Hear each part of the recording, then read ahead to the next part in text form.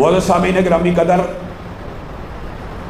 فَمَن يَعْمَلْ مِثْقَالَ ذَرَّةٍ خَيْرًا يَرَى کے حوالے سے چند واقعات آپ کے سامنے رکھے تھے کہ ذرہ برابر نیکی بھی ہوتی ہے، انسان اس کو دیکھ لیتا ہے، اور کبھی کبھی یہ دیکھنا اور کبھی کبھی اس کو اپنے سامنے پانا اس دنیا کے اندر بھی ہو جاتا ہے، حتیٰ کہ کئی مرتبہ ایمان کی کیفیت اتنی بڑھ جاتی ہے ایمان کی کیفیت اتنی بڑھ جاتی ہے کہ ایک صحابی کہتے ہیں انی لاجد ریح الجنہ، میں من وراء احد، میں اپنے ناک سے جنت کی خوشبو سونگھ رہا ہوں احد پہاڑ کے پیچھے۔ یعنی ایمان کئی مرتبہ اتنا بڑھ جاتا ہے، اور ایمان کے بڑھ جانے سے جب نیک اعمال انسان کرتا ہے تو ان اعمال کا بدلہ بھی ان اعمال کو کس حالت میں دیکھ لیتا ہے کہ کئی مرتبہ اس کو جنت کی خوشبو اسی دنیا میں رہتے ہوئے بھی آ جاتی ہے۔ اور ایک صحابی نے تو یہاں تک کہہ دیا تھا کہ کبھی ایمان کی کیفیت ایسی بھی ہوتی ہے اور نیکیاں ایسی بھی ہوتی ہیں کہ میں اپنے کانوں سے فرشتوں کا سلام سنتا ہوں جو وہ میرے اوپر پڑھتے ہیں اور مجھے سلام کرتے ہیں۔ اور میرے بھائیوں، نیکیوں کا دیکھنا، آپ نے حضرت سلیمان کے باب میں، یہ قرآن پاک کا مشہور واقعہ ہے، اکثر لوگوں کو، ساتھیوں کو پتہ ہوگا، حضرت سلیمان ایک مرتبہ اپنے گھوڑوں کی دیکھ بھال کے اندر لگ گئے۔ اب گھوڑوں کی دیکھ بھال وہ نہیں ہے جو میں اور آپ کرتے ہیں، اپنی سواری ہے، گرینڈ کروزر ہے، لینڈ کروزر ہے، مہنگی مہنگی گاڑیاں، ان کو دیکھ کے دل خوش ہوتا ہے، اس کے لیے ڈرائیوروں کو کہا جاتا ہے اس کی صفائی کرو، یہ تو دنیا کا مال ہے۔ حضرت سلیمان اپنی ان سواریوں کی دیکھ بھال کر رہے ہیں، کس لیے؟ یہ جہاد کے گھوڑے ہیں، ان کے ذریعے فی سبیل اللہ قتال ہونا ہے۔ اسی خدمت میں، انہی سواریوں میں مشغول ہو کر کیا ہوا، ایک نماز قضا ہو گئی، دل کو چوٹ پہنچی کہ ان سواریوں نے مجھے اتنا مستغرق اور مشغول کر دیا، اللہ کی یاد سے اتنا غافل کر دیا۔ وہ گھوڑے، وہ سواریاں کس کے لیے تھے؟ جہاد فی سبیل اللہ کے لیے۔ ان کی یاد میں مہو ہوئے، ایک نماز رہ گئی۔ میں اور آپ کہاں ہیں؟ 20 نمازیں بھی رہ جائیں، نہ دل کے اوپر کوئی ملال۔ اور بھائیو، مسلمان مرد اور ہو مسلمان، اس کی نماز ہوتی ہی مسجد کے اندر ہے۔ یہی راج موقف ہے۔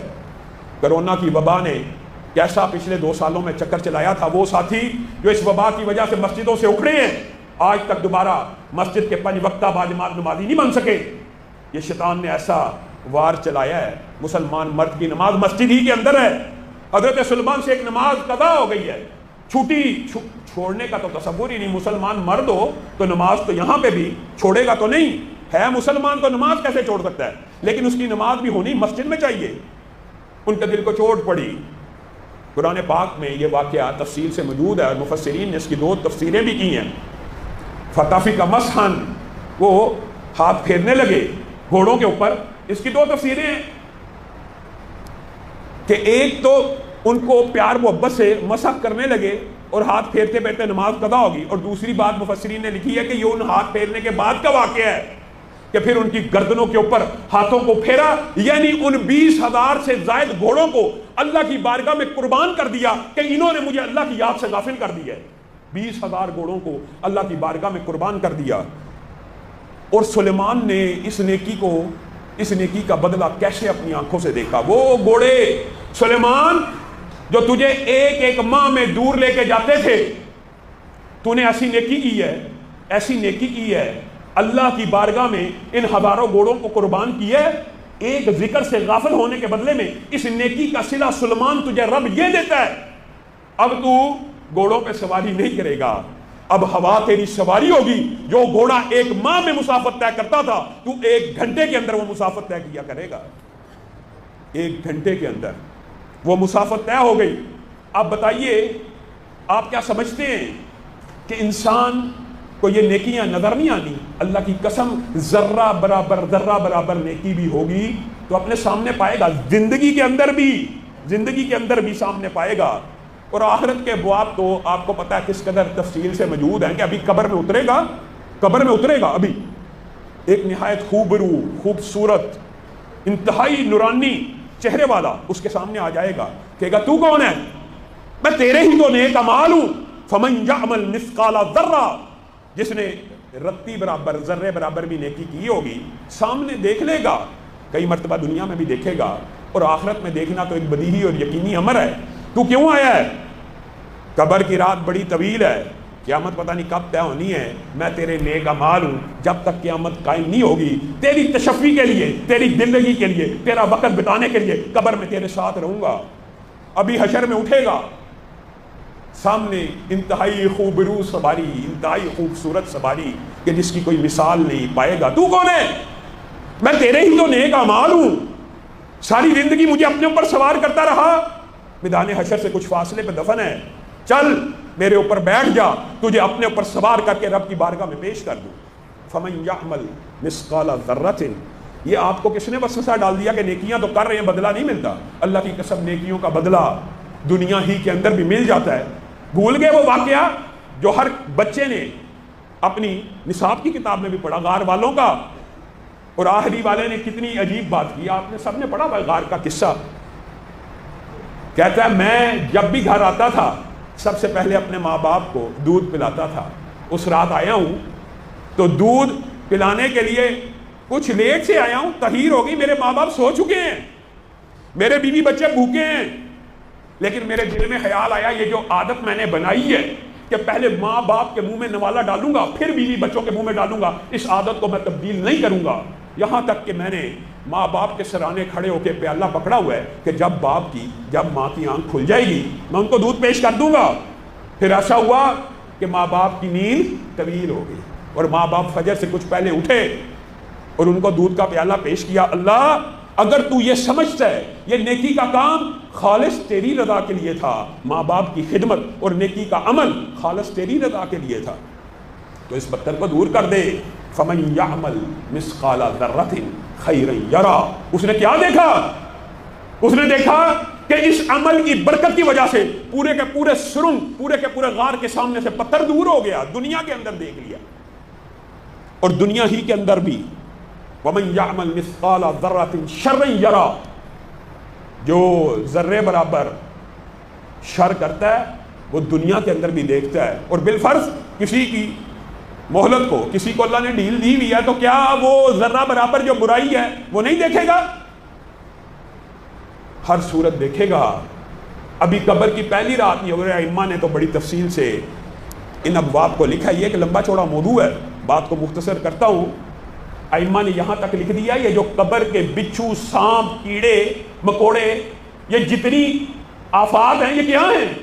اللہ کی قسم یہ تیرے گناہ ہیں۔ اور اس سے بھی بڑی بات اگر میں کہوں تو حدیث سے یہ بات ثابت ہے، حشر کے دن آپ نے سب نے واقعہ پڑھا ہوگا، گناہ نہیں، ایسا مال جو بندے نے جمع کیا اور اس کی زکوٰۃ ادا نہیں کی، اور لوگوں کو اللہ نے مال تو تجھے خزانے عطا کیے تھے کہ تو لوگوں کے اندر بھی اللہ آزماتا ہے کہ میں نے اگر کسی کو خزانے، کسی کو دولت دی ہے وہ لوگوں کو کتنا دیتا ہے، اس کے ذریعے لوگوں کی کتنی مدد ہوتی ہے، اس کے ذریعے دین کے کیسے ادارے چلتے ہیں، اس کے ذریعے نیکی کے کیسے بازار سرگرم کرتا ہے۔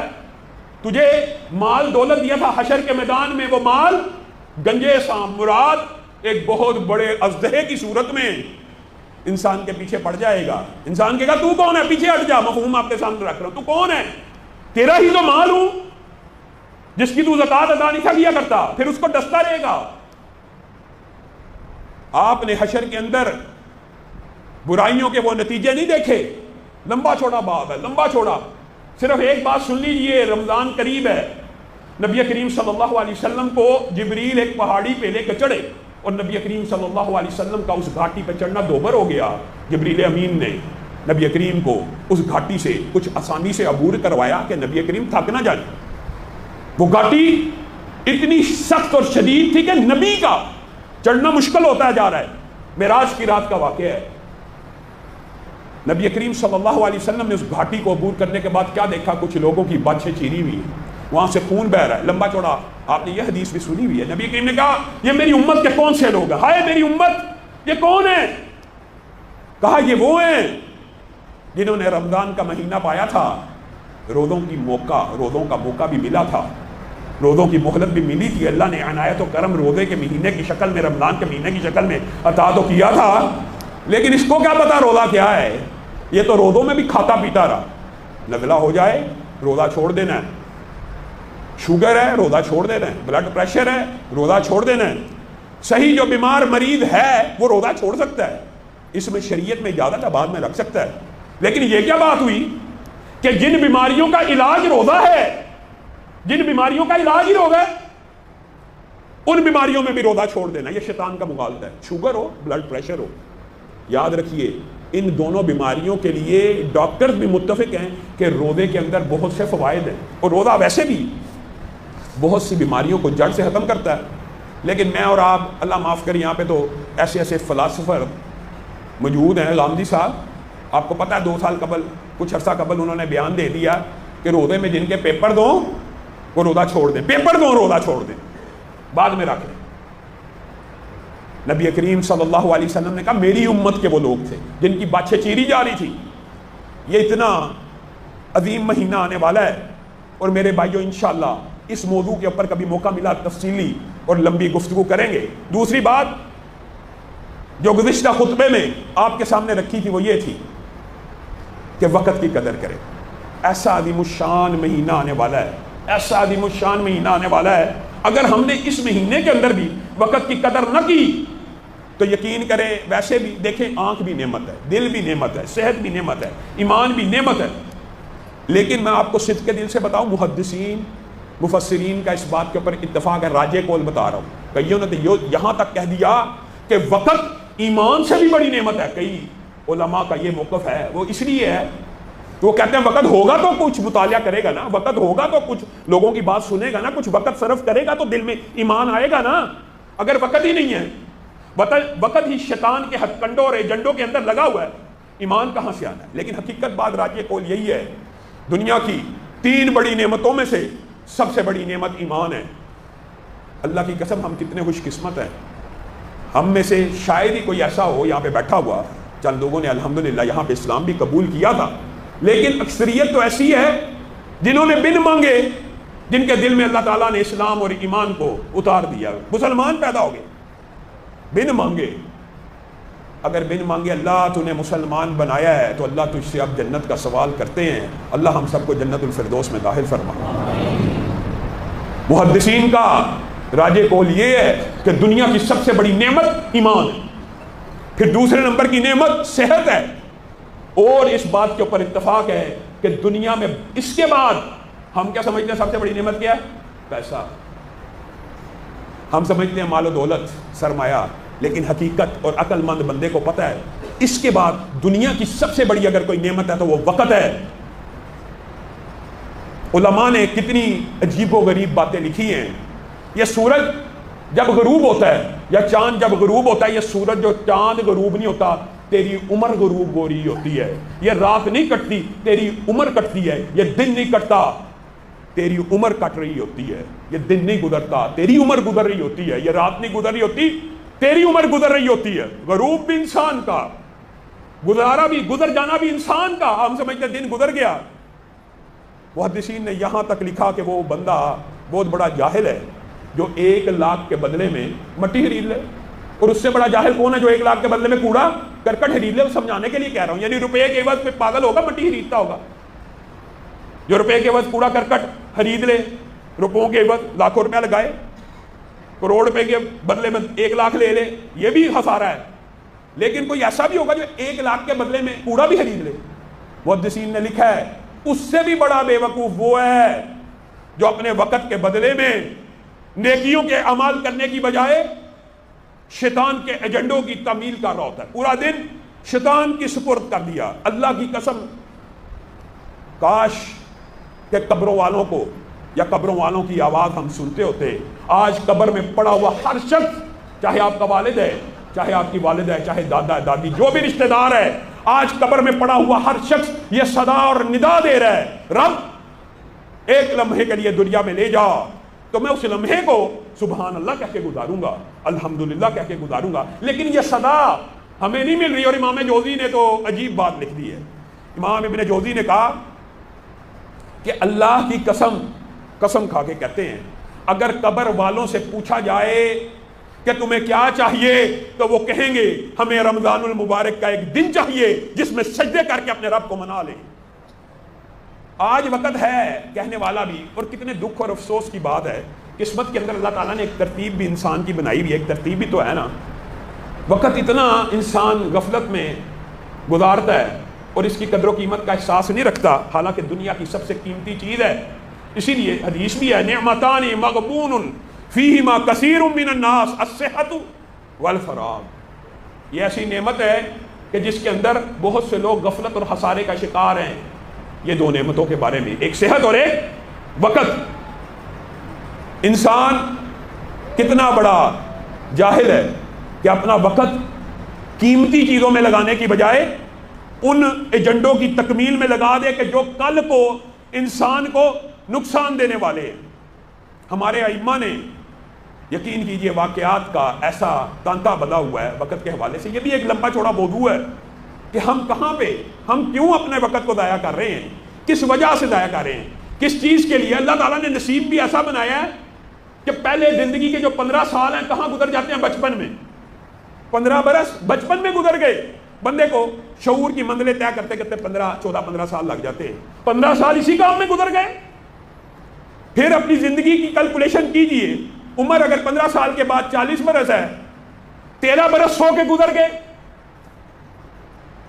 8 گھنٹے بھی بندہ سوئے، 1/3 حصہ 40 برس کے بعد مل گئے، 50 مل گئے. 15 برس سو کے گزار دیے، 15 برس بچپن میں گزر گئے، 15 برس سو کے گزار دیے. اور جب بچپن سے جب جوانی آتی ہے وہ اور غفلت کا ٹائم ہوتا ہے. جی شادی ہو گئی ہے، جی بیوی بچوں کو پالنا ہے، جی کمائی کرنی ہے. چند دنوں کے بعد انسان اس ارذل العمر میں قدم رکھ لیتا ہے کہ جو بڑھاپے کی عمر ہے، جو بڑھاپے کی عمر ہے. اور جب وہ بوڑھا ہو جاتا ہے پھر اکثر لوگوں کو جو مسلمان ہوتے ہیں، نیک ہوتے ہیں، ان کو ہدایت بھی مل جاتی ہے، اور یہ بھی اللہ کی نعمت ہوتی ہے چاہے بڑی عمر میں مل جائے. لیکن اس وقت ان کو عبادات میں مزہ آنا شروع ہو جاتا ہے کس عمر میں جا کے؟ بڑھاپے میں. اسی لیے بزرگ کہا کرتے تھے، بڑے ایک جید عالم دین تھے مولانا یوسف راجوال صاحب، کہتے ہیں جوانی میں سجدے کیا کرتا تھا، قیام کیا کرتا تھا، مجھے مزہ نہیں تھا آتا. جوانی میں سجدے کیا کرتا تھا اور لمبے لمبے قیام کیا کرتا، مجھے لطف نہیں تھا آتا. اب بوڑھا ہو گیا ہوں، سجدہ کرتا ہوں، قیام کرتا ہوں، مزہ بڑا آتا ہے. لیکن میرے بیٹو اب مجھ سے سجدہ ہوتا نہیں ہے، اب مجھ سے قیام ہوتا نہیں ہے. اماموں نے، علماء نے کوئی بات سمجھانے میں کسر نہیں چھوڑی. امام طبری نے، اب آپ کے سامنے کیا کیا واقعات رکھے جائیں. ابھی مولانا ارشاد اللہ قصری صاحب کا ایک میں درس سن رہا تھا، اس کے اندر انہوں نے امام ابن حزم کا ایک عجیب و غریب واقعہ بیان کیا. کہا ظاہر آپ کو پتہ ابن حزم ظاہری تھے، امام مالکیوں نے بھی مخالفت کی، حنفیوں نے بھی کی، شافیوں نے بھی کی، حنبلیوں نے بھی کی. ان کے مکتبے کو جلا دیا. امام ابن حزم کو جب یہ خبر پہنچی کہ میرے سارے لکھے ہوئے ورقے اور میرا سارا مکتبہ جل گیا ہے، ان سے لوگوں نے تعزیت کی کہ بڑا دکھ ہوا، بڑا افسوس ہوا کہ آپ کے لکھے ہوئے یہ ہزاروں اوراق جل کے راکھ ہو گئے ہیں، آپ کا بڑا نقصان ہو گیا ہے.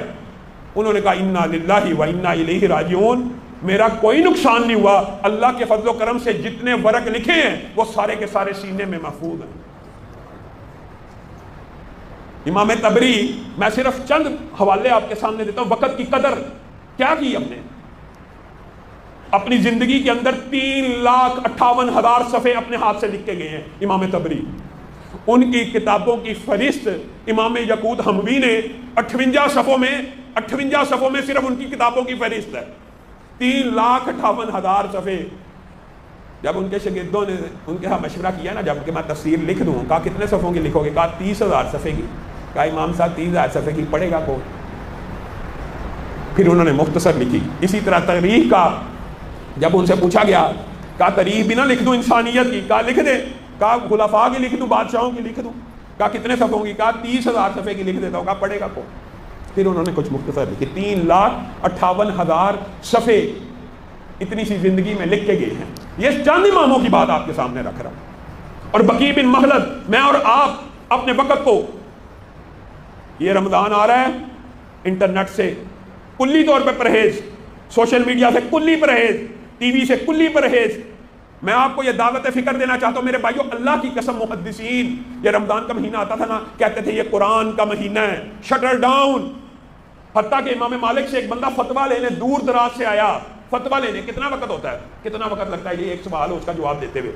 کہا میں تجھے جواب نہیں دوں گا، یہ مہینہ قرآن کا مہینہ ہے، میں قرآن سے نظر نہیں اٹھانا چاہتا. ہمارے ایک امام گزرے، ان کو لوگ کہتے ہیں ذرا گفتگو کرنا چاہتے ہیں. وہ کہا کرتے تھے سورج کو روک دو اور میرے سے جتنی مرضی لمبی گفتگو کر لو، جتنی مرضی لمبی. اور میرے اور آپ کے پاس نائٹ پیکیجز ہیں. کہاں بات کر رہے ہو؟ نائٹ پیکیج ہے نا، نائٹ پیکیج ہے. بس بات کر رہا ہوں، بس گفتگو کر رہا ہوں، بس وقت کا ضیاع کر رہا ہوں. اللہ کی قسم مردے یہ حسرتیں لیے بیٹھے ہیں کہ زندگی میں واپس آ کے 3 منٹ مل جائیں تو رب کو سجدے میں گزار دیں، سبحان اللہ کہہ کے گزار دیں، الحمدللہ کہہ کے گزاریں. آج موقع ہے، رمضان کا مہینہ آنے والا ہے. کاروباری حضرات کو کہنا چاہتا ہوں شٹر ڈاؤن کر دیں. 1 مہینے کچھ نہیں ہوگا. جوان اولاد ہے، کچھ گھنٹے انہیں تجارت کے اوپر بھیج دیں. بزرگ مسجدوں کا رخ کریں، شٹر ڈاؤن کر دیں. اللہ تعالیٰ کاروبار کے اندر برکتوں کا نزول خود فرمائے گا. یہ کیسے ممکن ہے کہ آپ رب کو راضی کریں اور کاروبار میں اندر خیر و برکت کا نزول نہ ہو؟ بقی بن مخلد اسپین سے چلے، اندلس سے پیدل کس کام کے لیے؟ ہم نے رمضان کی کیا تیاری کی ہے، کیا پلاننگ کی ہے؟ پلاننگ کریں، شیڈول بنائیں. یہ رمضان کی ٹی وی کی نشریات شیطان کا ہتھیار اور ایجنڈا ہے. ہم جاتے ہیں تاکہ پلیٹ فارم خالی نہ رہے، کوئی بات کسی کے دل میں اتر جائے. بند کر دیجئے. یہ تربیت کا مہینہ ہے، یہ ٹریننگ کا مہینہ ہے. اس کے اندر جو اعمال کریں گے ان میں تسلسل پیدا ہوگا، ان میں دوام آئے گا، اس کے اندر دلوں کی اصلاح ہوگی. اپنا تعلق اللہ سے جوڑ لیجئے. جتنے کاروباری معاملات ہیں، خرید و فروخت کے معاملات ہیں، شاپنگ کے معاملات ہیں، عید کی شاپنگ کے معاملات ہیں، آج کا دن موجود ہے، مکمل کر لیجئے. پھر اللہ کے لیے وقف ہو جائیے. اس مہینے کے اندر ایک لمحہ ضائع کرنا نہیں چاہیے، ایک لمحہ ضائع نہیں کرنا چاہیے. کس وجہ سے؟ کیوں نہیں ضائع کرنا چاہیے؟ بقی بن مخلد کے واقعے کی طرف آتے ہیں دوبارہ. طلحہ بن عبید اللہ ہیں، انہوں نے کہا 2 بندوں نے، 2 صحابیوں نے ایک ہی وقت میں اسلام قبول کیا. صرف ایک حدیث کافی ہے. انشاءاللہ رمضان کے حوالے سے جو پروگرامز ہیں وہ آپ سب ساتھیوں نے یہاں پہ تراویح کی نماز کو بھی ادا کرنا ہے. اور اللہ کے فضل و کرم سے آج ہم نے یہ ہم سب کے لیے خوشی کی خبر بھی ہے، عورتوں کی مسجد کا افتتاح ہو گیا الحمدللہ. وہاں پہ جمعہ پڑھ رہی ہیں، انشاءاللہ تراویح کی نماز بھی ہوگی. آپ سب ساتھیوں نے آنا ہے. یہاں سے ہی اپنی گفتگو کا تسلسل جاری رکھیں گے. میرے بھائیوں کتنا عظیم مہینہ آنے والا ہے جس کے اندر ہم داخل ہونے والے ہیں، پھر بھی وقت کو ضائع کریں. طلحہ بن عبید اللہ کہتے ہیں 2 صحابیوں نے ایک ہی وقت میں اسلام قبول کیا. ایک بہت بڑا عبادت گزار تھا اور ایک نسبتاً کم عبادت گزار تھا. جو بہت زیادہ عبادت گزار تھا وہ اللہ کے راستے میں جہاد کرتا ہوا شہید ہو گیا. دوسرا اس کے بعد 1 سال زندہ رہا جو کم عبادت گزار تھا. اس کے بعد وہ بھی عام موت، طبی موت اس کو اللہ تعالیٰ نے دی، وہ دنیا سے چلا گیا. کہا پھر خواب آئی کہ جو بندہ 1 سال بعد دنیا سے گیا ہے اس کا جنت میں اس 1 سال پہلے شہید ہونے والے سے بھی ایک درجہ بلند ہے. یا بعض روایات کے اندر ہے کہ اس کے درجات بلند ہیں. کس سے؟ شہید سے. کس سے؟ جو زیادہ عبادت کرتا تھا. رسول اللہ صلی اللہ علیہ وسلم پریشان ہو گئے، رسول اللہ کے پاس مقدمہ لے کے چلے گئے. یہ کیسے ممکن ہے؟ یہ کیا ہو گیا؟ وہ عبادت گزار زیادہ ہے، وہ جہاد فی سبیل اللہ میں شہید ہوا، اللہ کے راستے میں گردن کٹوا لی. جنت میں تو وہ بھی اونچے مقام پہ ہے، لیکن جو 1 سال بعد فوت ہوا عام موت، وہ اس سے بھی اوپر بیٹھا ہوا ہے. رسول اللہ صلی اللہ علیہ وسلم مسکرانا شروع ہو گئے. انہوں نے اور کوئی بات نہیں کہی کہ اس نے ذکر زیادہ کیا، اس نے زکوٰۃ زیادہ دی، اس نے یہ. انہوں نے کہا کیا اس کی زندگی میں 1 رمضان زیادہ نہیں آیا؟ 1 رمضان زیادہ نہیں آیا. میں اور آپ کس مہینے کے دروازے پہ کھڑے، اور میں نے اور آپ نے کیا تیاری کی ہے؟ نبی کریم صلی اللہ علیہ وسلم نے ایک مرتبہ ممبر پہ چڑھے تھے، آمین آمین آمین کا. صحابہ نے کہا ہم نے تو کچھ نہیں سنا، آپ آمین آمین کہتے ہیں. نبی کریم صلی اللہ علیہ وسلم نے کہا آسمان سے جبریل امین آئے تھے، آسمان سے جبریل امین آئے تھے، 3 دعائیں کر کے گئے ہیں اور میں نے 3 مرتبہ آمین کہہ دیا. اس کے بدلے میں جس دعا کا تعلق ہمارے ساتھ ہے وہ آپ کے سامنے رکھتا ہوں. باقی 2 دعائیں بھی سن لیں. ایک تو یہ جس نے اپنے والدین کو پایا یا ان میں سے کسی ایک کو پایا اور اپنے آپ کو جہنم سے آزاد نہ کیا، وہ برباد ہو گیا، ہلاک ہو گیا، تباہ ہو گیا، بیڑا غرق ہو گیا، اس کی ناک خاک آلود ہو گئی. یہ مختلف روایات کے الفاظ. دوسرا وہ جس نے عمدن، ایک ہوتا ہے غلطی ہوگی، ایک ہو گیا کہ نام محمد صلی اللہ علیہ وسلم سنا اور عمدن درود نہیں بھیجا، وہ بھی برباد ہو گیا، ہلاک ہو گیا، اس کی ناک بھی خاک آلود ہو گئی۔ اور تیسرا بندہ وہ ہے جس کا تعلق ہمارے ساتھ ہے، کیونکہ ہم رمضان کے اوپر کھڑے ہیں اور اللہ، زندگی موت تو اللہ کے ہاتھ میں ہے، لیکن انشاءاللہ اللہ کے ہاں امید ہے کہ سب صحت اور عافیت سے رمضان میں کل داخل ہو جائیں گے انشاءاللہ۔ اللہ ہم سب کو صحت اور عافیت کے ساتھ رمضان میں داخل کرے۔ جو رمضان میں داخل ہو گیا، جس نے رمضان کا مہینہ پایا اور اپنے آپ کو جہنم سے آزاد نہ کروایا، وہ ہلاک ہو گیا، برباد ہو گیا، اس کی ناک خاک آلود ہوگی۔ وجہ کیا ہے؟ وجہ یہ ہے میرے بھائیو، یوم کتابت تقدیر کے اندر اللہ تعالیٰ نے کچھ لوگوں کو جہنمی لکھ دی ہے کہ یہ بندہ جہنمی ہے، بڑا سخت دل ہے، بڑا ایسا جہنمی ہے۔ رمضان ایک ایسا مہینہ ہے کہ اس یوم کتابت تقدیر کے اوپر لکھے ہوئے جہنمیوں میں سے ہر روز لاکھوں کو آزاد کر دیا جاتا ہے، اور جب آخری دن آتا ہے تو اللہ تعالیٰ کہتے ہیں جتنا پورے مہینے میں آزاد کیا تھا اتنی تعداد میں آخری دن کو بھی آزاد کر دیا جائے۔ پھر بھی میں اور آپ آزاد نہ ہو، اللہ نہ کرے ہم میں سے کوئی یوم کتابت تقدیر میں جہنمی لکھے، اور اللہ اگر ہم میں کہنے والا یا سننے والوں میں سے کوئی ایک بھی یوم کتابت تقدیر میں جہنمی لکھا، اللہ اس کو آزاد فرمائے۔ یہ وہ عظیم مہینہ ہے، اس کے لیے آپ کو اور مجھے خود غور کرنا چاہیے، خود وقت نکالنا چاہیے۔ ہم اس مہینے کو بھی جی سیزن آ گیا کاروبار کا، یہ نیکیوں کا سیزن ہے،